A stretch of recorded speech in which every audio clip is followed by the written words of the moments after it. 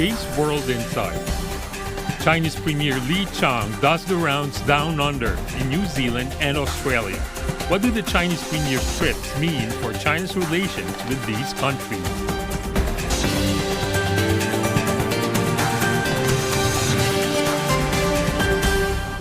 Hello and welcome to World Insight with me, Tian Wei. Australia rolled out the red carpet as Chinese Premier Li Qiang visited Canberra during the 9th China-Australia Annual Leaders Meeting with Australian Prime Minister Anthony Albanese. On Monday, Chinese Premier said China is ready to work with Australia to build a more mature, stable and fruitful China-Australia comprehensive strategic partnership to better benefit the two peoples. China will include Australia in the list of the unilateral visa-free countries. Both sides agreed to provide each other with reciprocal access to multi-entry visas of up to 3 to 5 years duration for tourism, business, and visiting family members. Bilateral economic and trade cooperation has been a cornerstone of the bilateral ties. China has been Australia's largest trading partner, export market, and import source for 15 consecutive years. Total bilateral trade values in the year 2023 reached $229 billion. By the end of 2023, China's total investment in Australia was $58.5 billion, making China Australia's fifth largest source of direct investment. So what is the potential for new areas of cooperation? On that and more, I talked to Wang Barber, chair of China-Australia Chamber of Commerce. Barber attended a lunch in honor of the Australia-China relationship at the invitation of Albany. Here is our conversation earlier. I'm glad to be joined by Wang Barber, China-Australia Chamber of Commerce chair. Good to see you, Wang. Good morning. I understand that there is a long list of events going on between China and Australia during Chinese Premier's visit. You were at both the state lunch and also been interacting with the business community over there when the Chinese leader met them. So tell me more about the major takeaways and your observations. Yeah, I think it's about the issues that affect upon which Australia and China might disagree. And so those cover the range of trade, commerce, and other areas.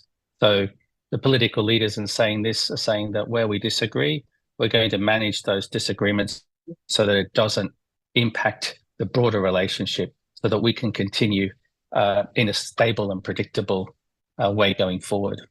How do the business communities in Australia see the continuity, certainties, and also resilience in working with China? I think one of the key takeaways from the three speeches at the lunch yesterday was the genuine bilateral and bipartisan support for a stable a mutually beneficial relationship. And I think that signals a more predictable and stable path ahead for business, particularly considering the major and dramatic economic transformation that's being undertaken here in the journey to net zero and the policy initiatives that have been announced and that will be developed over the longer period. If I think back to where I was a year ago, I don't think I could have possibly imagined that I'd be visiting Canberra, seeing Chinese flags all along the road leading up to Parliament House, and attending such an event of historic significance. And I'm sure that feeling was felt by all the invitees, particularly from the Australian side, yesterday at Parliament House. Now, how should the both sides take advantage of the current momentum and try to move things as fast and stable as you can?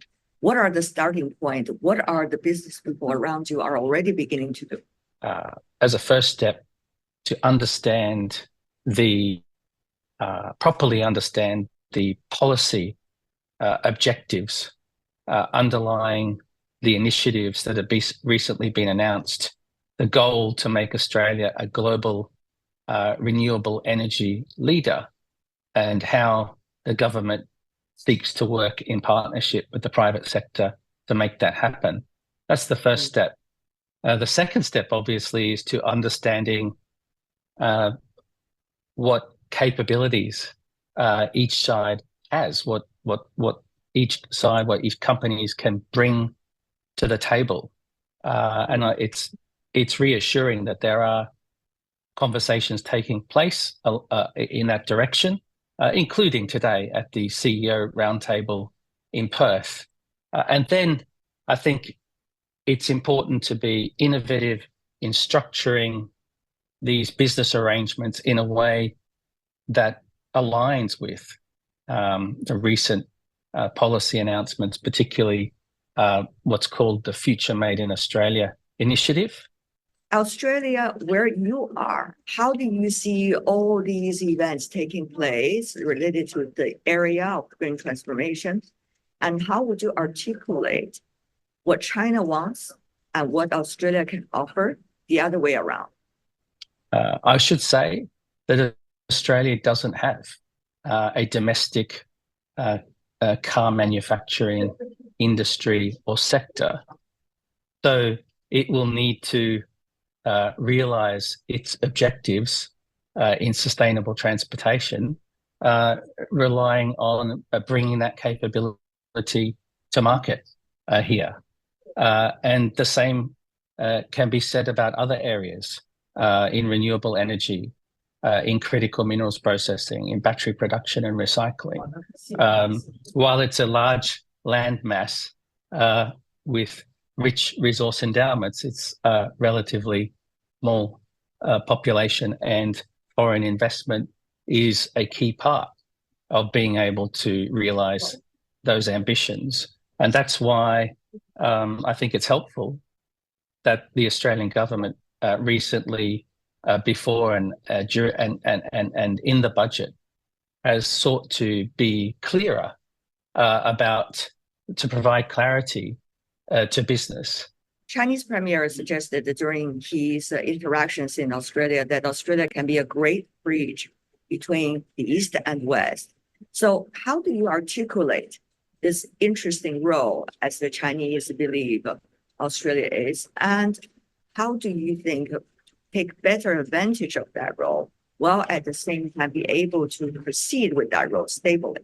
I would say in that choice of potential places to invest, there are advantages here in terms of it being a market governed by the rule of law, where returns on infrastructure projects and other projects is quite stable.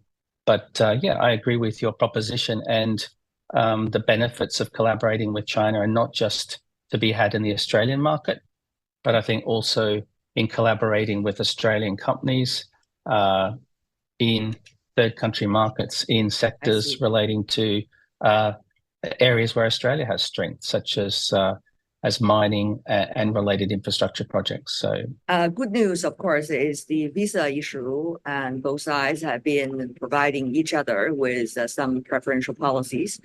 How will this be able to increase the people-to-people exchanges and make sure that the Australian and Chinese business partners can get to know each other better and improve the quality of communication on a at a society level?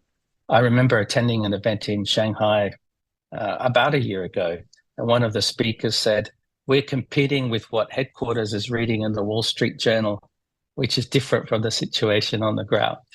I would say, as you know, I like to quote Chinese idioms, and I would say I was thinking, 百闻不如一见.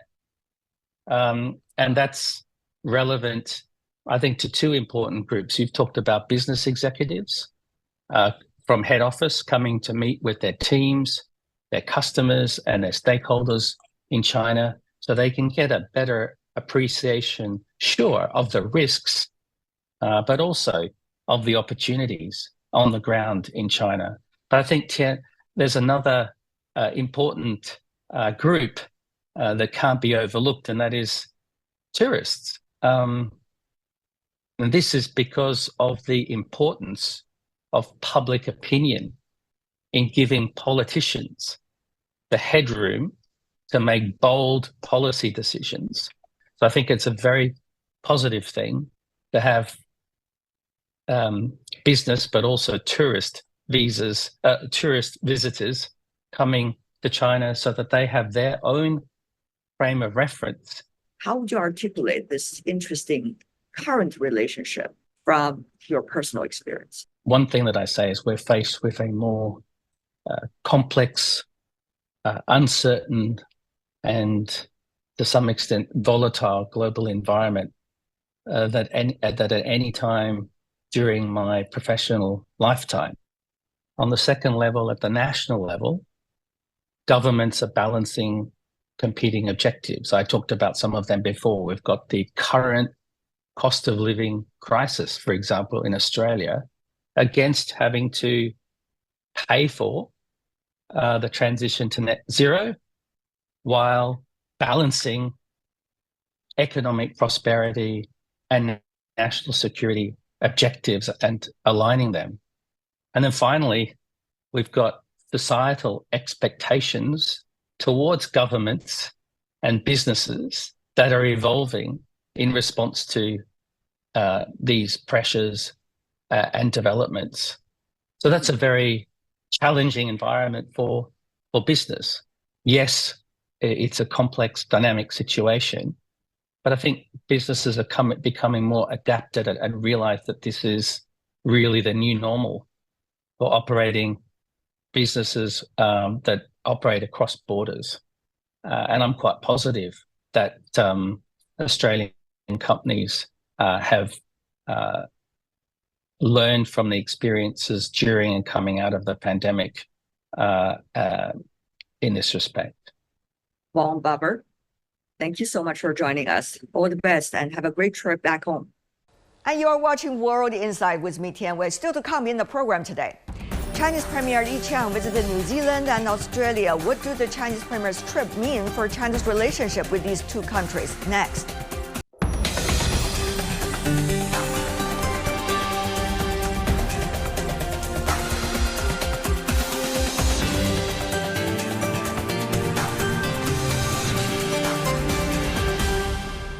Welcome back. This is World Insight. I'm Tian Wei. China is to include New Zealand and Australia in the list of unilateral visa-free countries. The news was announced by Chinese Premier Li Qiang during his recent visit to New Zealand and Australia. The visit marked 10 years since the signing of the 2014 joint statement on the establishment of a comprehensive strategic partnership between China and New Zealand, and its 10th anniversary of Chinese President Xi Jinping's state visit to Australia and the establishment of the China-Australia Comprehensive Strategic Partnership. A lot of important occasions and documents. China and Australia have signed agreements on trade, education, and climate change. So how can these visits push forward the sound development of relations between China and the two countries, bring more benefits to the people? Let's talk to two panelists from China and Australia first, and then we talk to our panelist from New Zealand. For more on the relations between China and Australia, we are joined in Sydney, Geoffrey Hawker, who is the head of the Politics and International Relations with Macquarie University. In Beijing, China, joining us, Rong Ying, Senior Research Fellow from China Institute of International Studies. Welcome to both of you, gentlemen. Now, certainly this is a fruitful trip, 10 years after Chinese President visit to Australia. We see that both sides have been making efforts to repair the relations. Now, to you, Mr. Rong, very briefly, how do you see the topic of competition and cooperation between China and Australia? Yeah, that's a great question. I think to begin with, certainly, I think after thanks to joint efforts of the two sides, the relationship has certainly now come sort of back on the right track with the full resumption of various kind of dialogues, and also I think agreed vision to develop further, to push the relationship further on a more solid ground.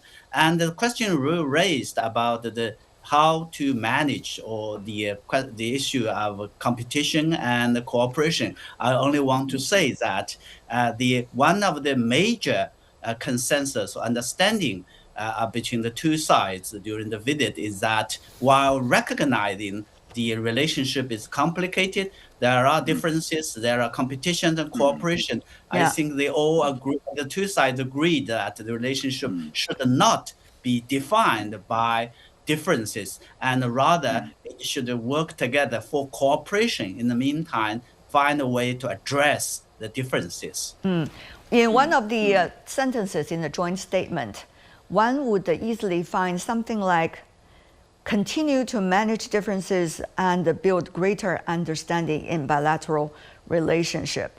Now, 10 years from ago, when we said that, it means a totally different context than when we are saying it today. So, Mr. Hawker, how well do you see, given your political system, can the both sides be able to manage the differences despite election cycles? Well, I believe so. I mean, in a way, the recent episode we've been through of difficulties, it does reflect a particular period. Now, a lot of that turned around COVID and how it was handled and what was said and all of that. I think it does show a maturity in the relationship that, you know, the nations had those differences, words were exchanged, actions were taken, but we've reflected and we're able to move on from that. I mean, inevitably, between nations, there are going to be differences. Of course there are. And that's been a significant one. It's really important that people can analyse it, think about it, look at the long-term interests, and then put it behind them. And I mean, I say that, it's not just a truism, because if you look at some other nations, they don't, or bilateral relationships, they don't put things behind them. And I mean, we can see, actually, I mean, you know, in the United States, you can see they haven't got over COVID yet. You know, internally they're in dissent and it's causing all sorts of issues, knock-on issues in the world. So I'm very pleased, I think most Australians are, that this is an historical period behind us and we've got back to where we were.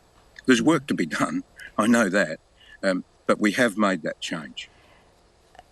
Interesting you mentioned that we can get back to where we were, but many wonder whether the water once poured would not be able to go back into the bucket as long as there are already dramatic changes. One of them is Australia is part of the AUKUS, and China look at that as strategically challenging China's security interests in the region. And Australia really need to have its partnership with the United States, while at the same time do not want to throw away its partnership with China. So when you say go back to where we were, what exactly you meant and how articulative we need to be today? Well, now you've gone straight to the heart of the matter, really, with AUKUS.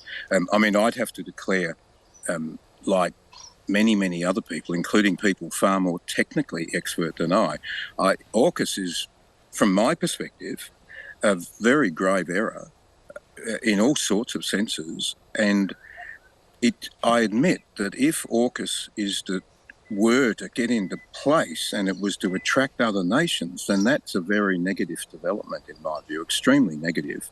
It's ratcheting up the aggressive risks. Mr. Rong, China always believed in mutually beneficial relationship.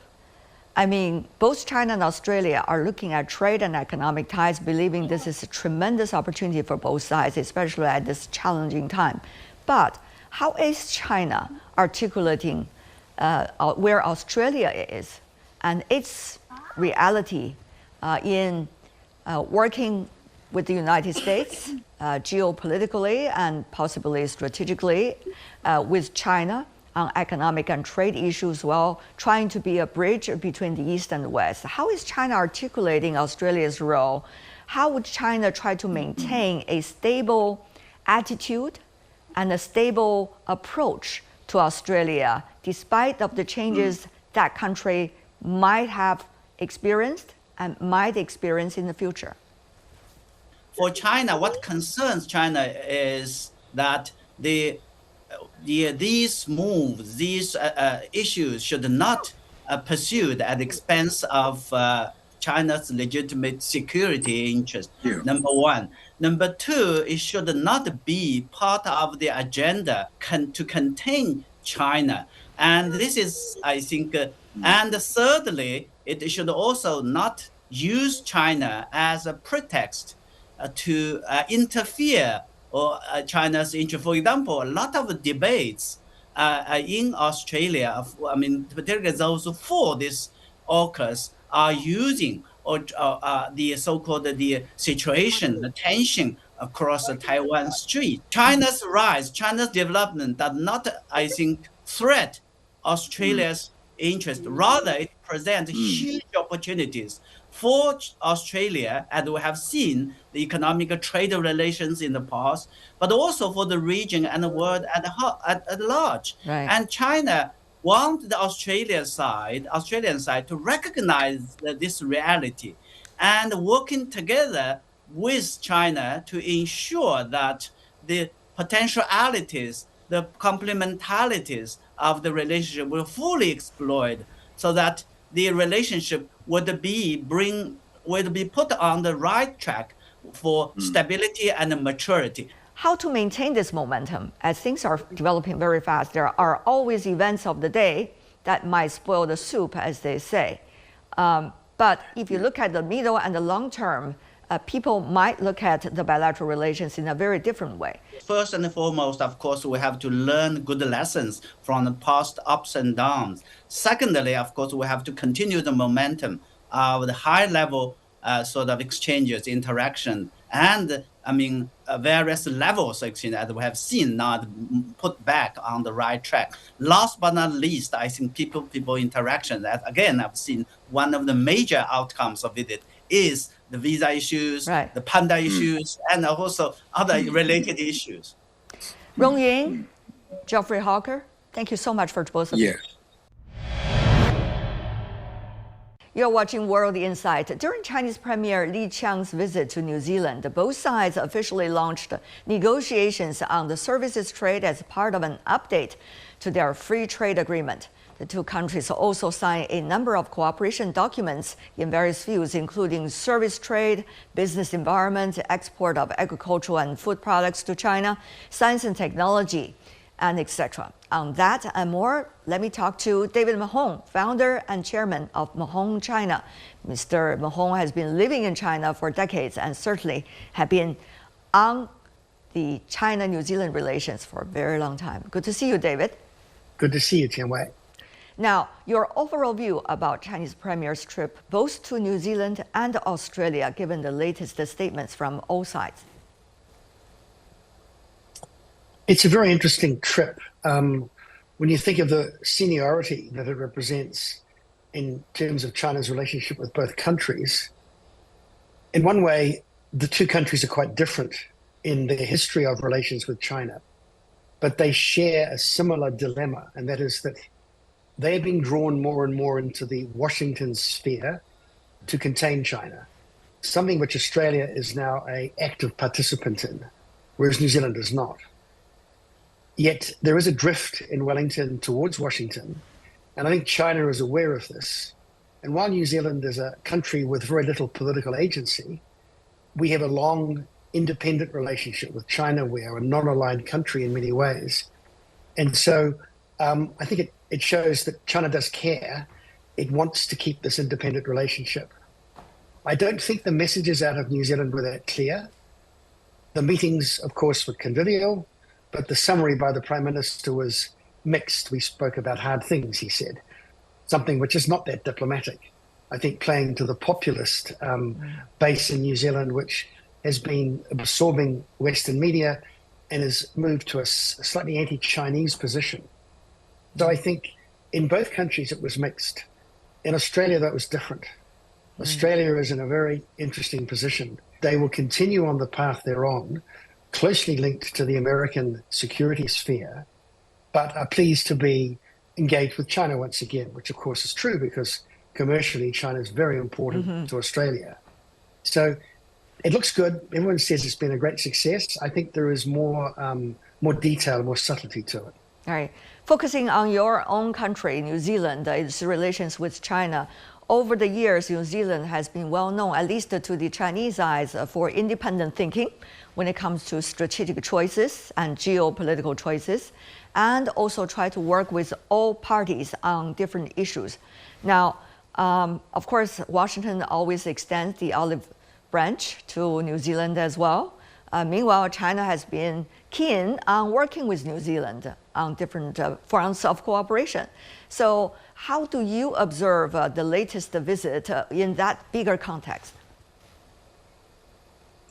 Well, I think Washington beats us with a dried out olive branch on many things. It's not a happy relationship. But when you're as small as New Zealand, you don't have much choice. You have to stay as free from all alliances and entanglements as possible. The good thing is the history with China is very long. We were one of the first countries to recognize China in the 70s. We were the first country to recognize the new independent Hong Kong government in the handover in 97, and the first to have a free trade agreement with China. Right. So there was a long and positive history there. Right. At the moment, I think the current government doesn't know what to do, but China knows what coalitions are like in democracies, and we might get through these bumpy 3 years and get back on course. Important thing is still about trade between China and New Zealand. Recently, we have noticed that in the joint statement put out by both sides, there's something about New Zealand noted about China's application to the CPTPP, and also about the cooperation on trade between China and New Zealand when it comes to free trade agreements and related topics.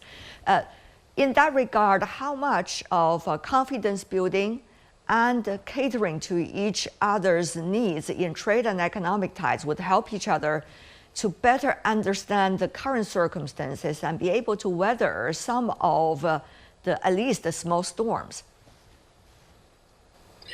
That's a very good point. I think there are many in New Zealand who know China well, former diplomats, intellectuals, very senior business people, visited China many times, our big companies, Fonterra, Zespri, they're very involved in China. And on the creative side, we have Weta Workshop, the major agent in the making of Lord of the Rings.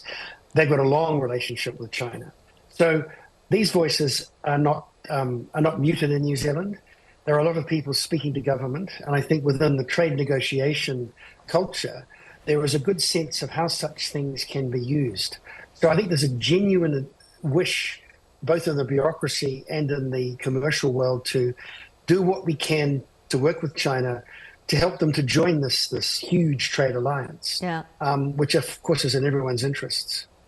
David Mahon, founder and chairman of Mahon China, thank you so much, sir, for joining us. Congratulations on that visit. Thank you. And that's all the time we have for today. If you'd like to know more, search World Insight. Check out our YouTube channel. Follow us on X and Facebook. I'm Tian Wei on behalf of my team. Thanks for being with us. Bye for now.